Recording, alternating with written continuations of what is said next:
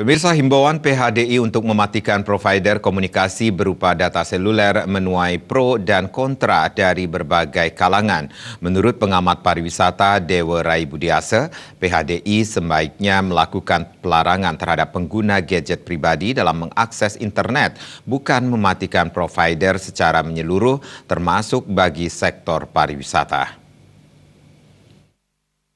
Himbauan PHDI Bali terkait akan mematikan provider komunikasi memicu berbagai tanggapan dari sejumlah kalangan. Jika dilihat dari perspektif kepentingan umat Hindu itu sendiri, tentunya ini merupakan suatu langkah yang sangat positif untuk benar-benar menghayati catur berata penyepian. Akan tetapi dari segi kepariwisataan, tentu sangat merugikan apabila provider komunikasi tersebut dimatikan secara total. Menurut pengamat pariwisata Dewa Rai Budiasa, semestinya ada semacam verifikasi mengenai sejauh mana larangan dalam menggunakan akses internet tersebut.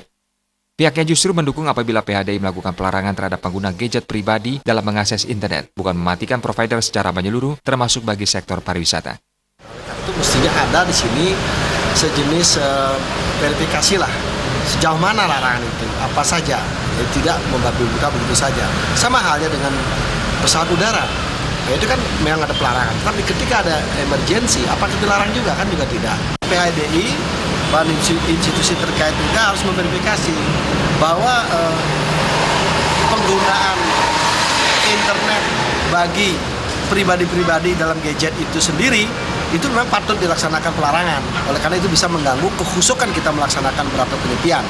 Tapi yang berkaitan internet dengan bisnis seperti hotelier, travel agencies, airliner itu saya pikir terlalu naif kita kalau itu kita terlalu mengada-ngada. Nah, oleh karena itu ya harus dibatasi lah. Bagaimana ceritanya supaya agar orang-orang pribadi yang menggunakan gadget itulah yang perlu kita perhatikan. Mengenai himbauan tersebut, PHDI juga diminta untuk melakukan koordinasi terhadap stakeholder khususnya pelaku pariwisata agar semua pihak tidak merasa dirugikan nantinya. Andika, Bali TV.